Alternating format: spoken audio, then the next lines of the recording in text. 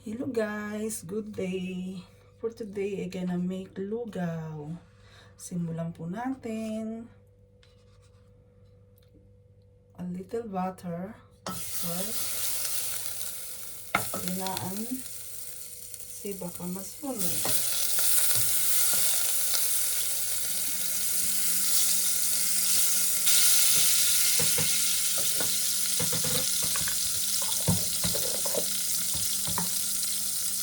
Then, ilagay na natin ang garlic.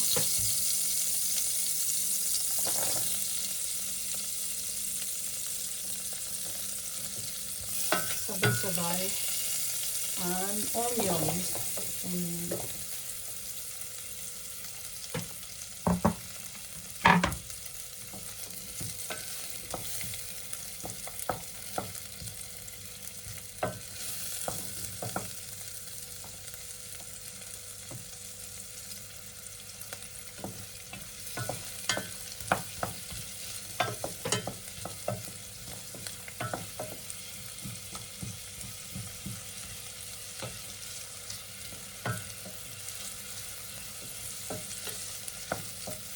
Pwede nyo rin lagyan ng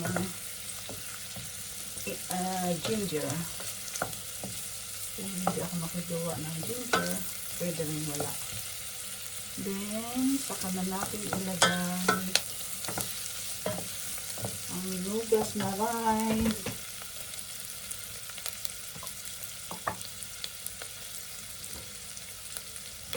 Ito, nugasan ko na guys yung rice. Lagay na natin.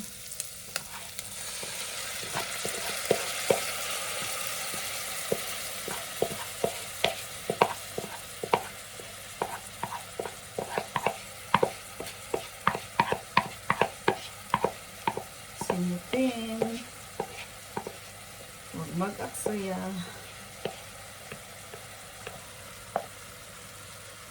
Diba? As in simot.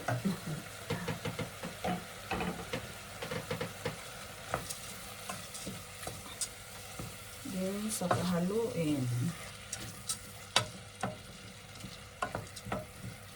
Para maging yummy siya guys. Kinigisa ko muna ang rice.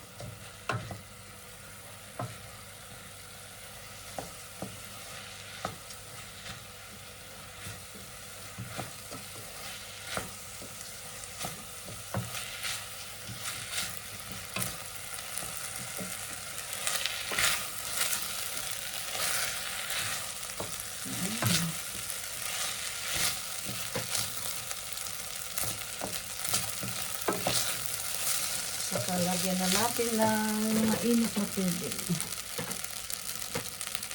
Nagkukulo ako ng tubig para mabilis.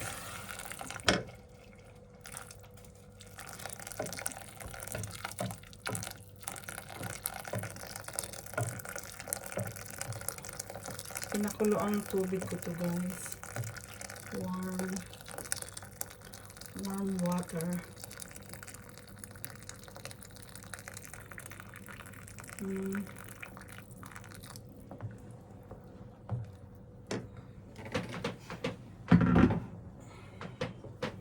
Then halo-haloin para hindi dumikit.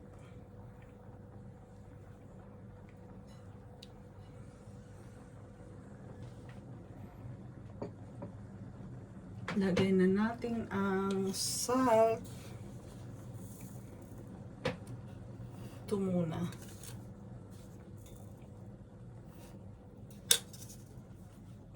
Para mamaya tikman.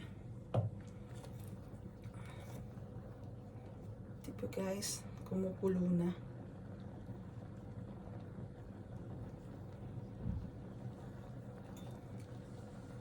Simpleng pagkain, Pinoy style. Masarap pa rin yung simple. Para sa akin ihalo-halo para hindi dumikit guys.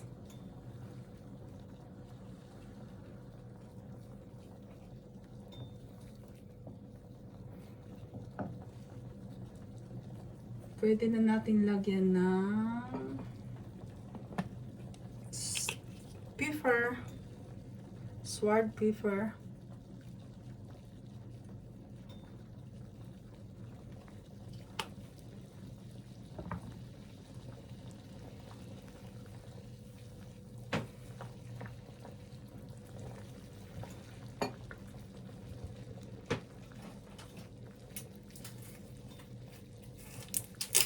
Then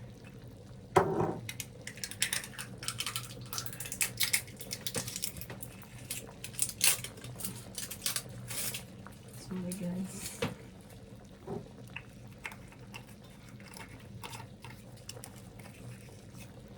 Then garlic powder.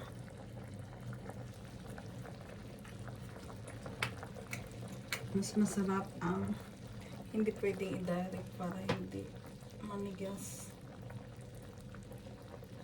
Kita ba guys? Marami is masarap. Garlic powder.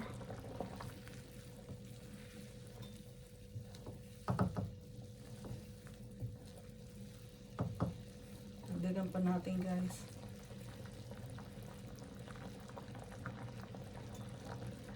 Ito ang pinaka ano namin para malinamnam. Garlic is life.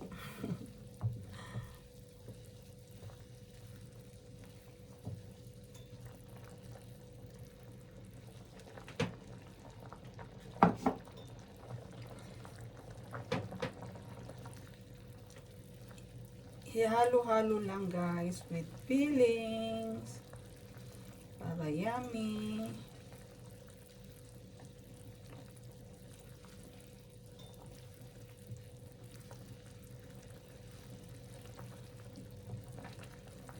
Simpleng pagkain.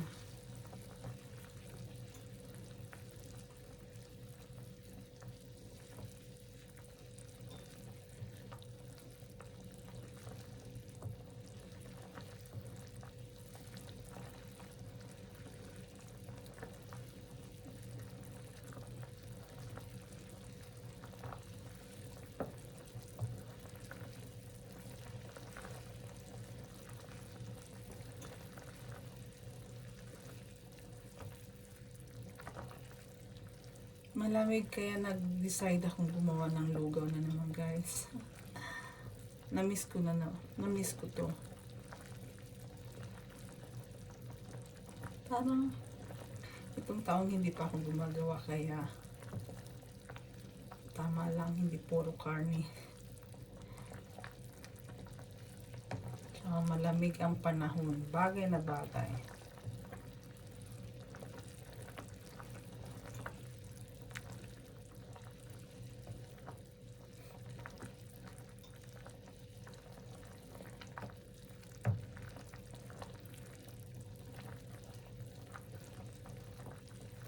Halo-halo lang.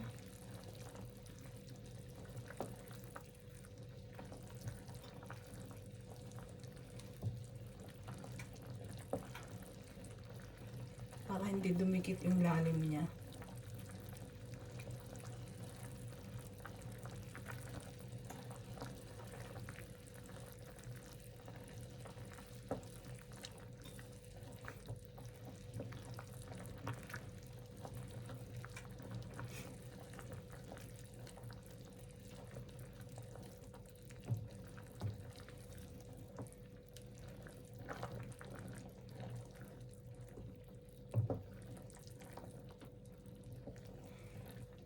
Parang gusto ko pang mag-init ng tubig guys.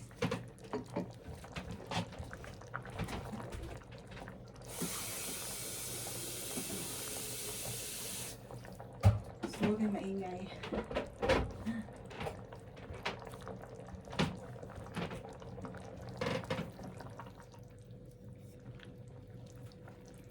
Halo-halo hanggang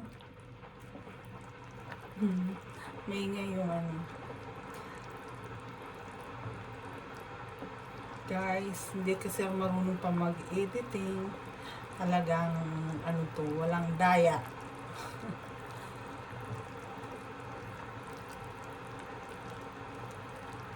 Direct na talaga. No edit. Kaya don't judge me guys. Hindi ako professional na nagluluto. Ang asawa ko lang ang pinagluluto ko.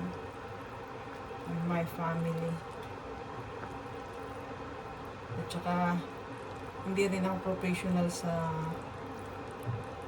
YouTuber, kaya hanggang ngayon hindi pa marunong mag-edit.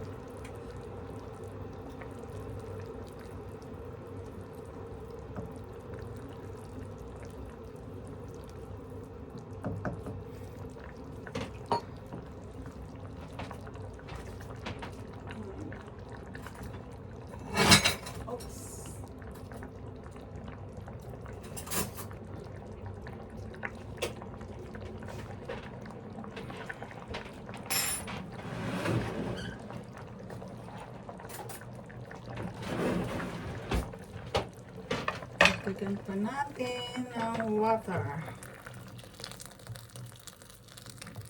Tama na yan. Then, ilagay na natin yung itlog, 2 eggs, para magkaroon siya ng design. Ihalo-halo.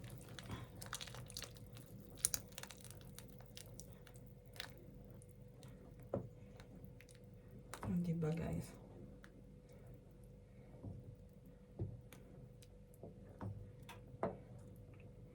Ganun lang. Simutin.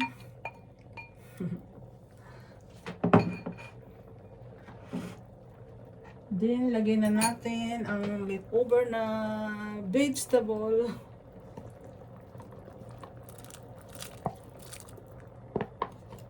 Bawal magtapon ng pagkain.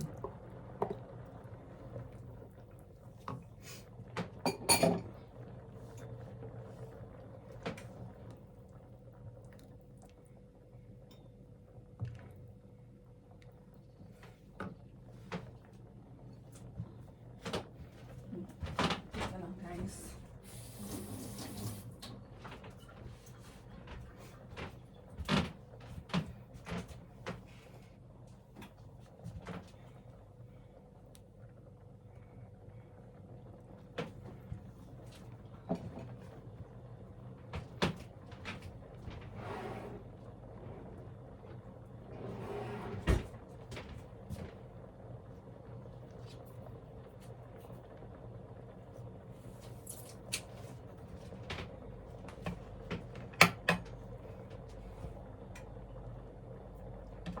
Tikman na natin guys kung tama yung asin.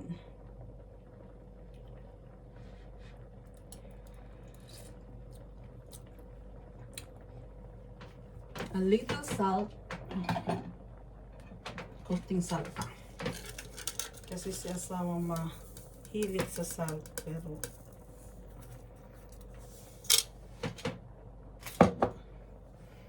then, saka na natin lagay ang boiled na eggs.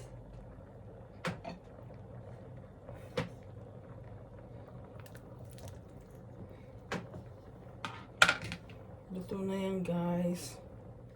Pwede nang kumain.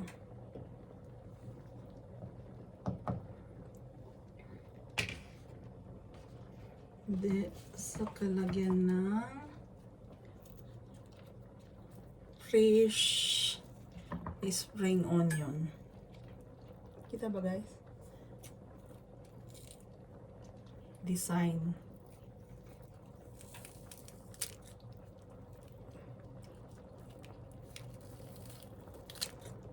Hindi ko tinapon yung ano niya.